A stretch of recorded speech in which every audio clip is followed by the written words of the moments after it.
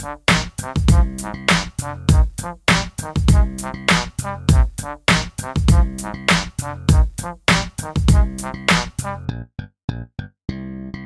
Chasers Nightwar is the long-awaited return of the comic Battle Chasers.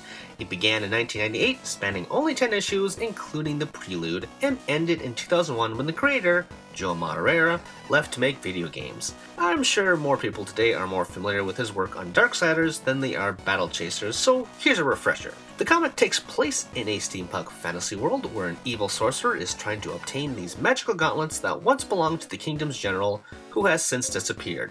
His daughter, Gully, escapes with her life and the gauntlets, which sort of sets all the pieces into place. The comic sort of ends just when the plot is getting set up surrounding the power of these gauntlets, and the new allies entrusted to Gully's safety, including the fallen paladin Garrison, the elderly mage Nolan, the sexy thief Monica, and the lovable golem Calibretto. That's pretty much all you need to know when you start the game, even though Nightwar is essentially its own thing. The group is heading toward a mysterious island that is supposed to contain an untapped source of mana, which runs the world's power. Pirates, of course, shoot them down with the group being separated. You start out with Gully, Calibretto, and Garrison, and are tasked with uncovering who attacked you, getting the game back together, and unraveling the mysteries of the island. You know, typical RPG stuff. Background and story aside, let's get to the meat of the game. At its core, Battle Chasers Nightwar is a turn-based RPG. While traveling around the world map, you'll run into enemy nodes, and in dungeon enemies will be running around freely. Your party consists of 3 characters, and speed determines the order of movement as shown in the side timeline. Attacking outright or defending is an immediate action, while casting a spell or performing an ability will take time. This also depletes your MP pool, but that's not your only reserve. Attacking will build up your overcharge, which is basically like earning free MP during the fight. Pretty simple, right? Well, in more ways than one, the game feels like it's trapped in the past. Say 2001.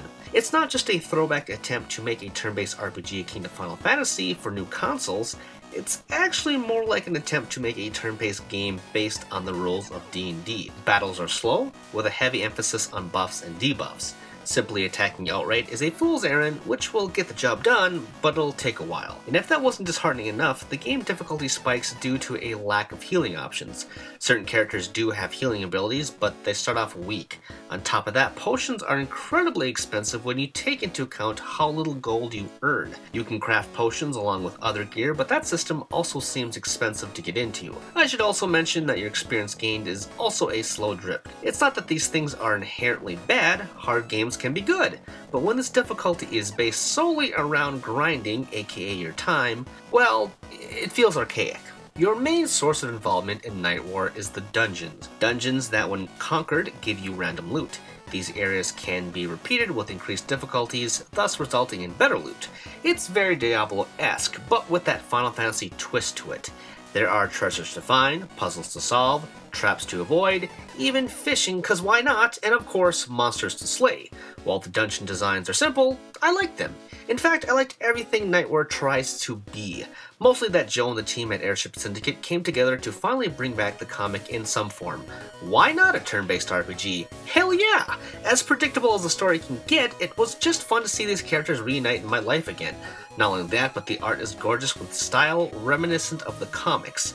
Bright colors mixed with heavy, dark lines. You can definitely see those Darksider vibes in there too. That's why it pains me so much that the actual gameplay wore me down. Like the way to the comic's return, getting through this game is going to take a lot of patience and planning. But don't get me wrong, it's not bad. I'd say Battle Chasers Nightwar is pretty good actually. The slow pace would be more bearable on the Switch version, which isn't coming out until later, so maybe you should wait. But for me, thankfully I was able to use remote play on my Vita. So yes, I can confirm that it helped in that way as well. So yeah, it's not perfect, it's messy, but for true fans, it's hard not to recommend. Again though, patience is a must. Did you know that was a ReActionExaminer video? If you liked it, you should subscribe to me to keep up with everything that I'm doing. Also, if you have some other interests, like sex for example, check out Tomups, which is a comedy sex podcast thing wherein my best friend and I check out the weird and abnormal and the erotic. And of course, you should support me on Patreon because hey, I want to make the channel better and I want your help to do so Plus, if you want to check out my writing, check out Game Jerk, where I have archives and new stuff for all projects, okay? You can find all the stuff and more in the description with the links below. Thanks for watching, and I will see you all next time.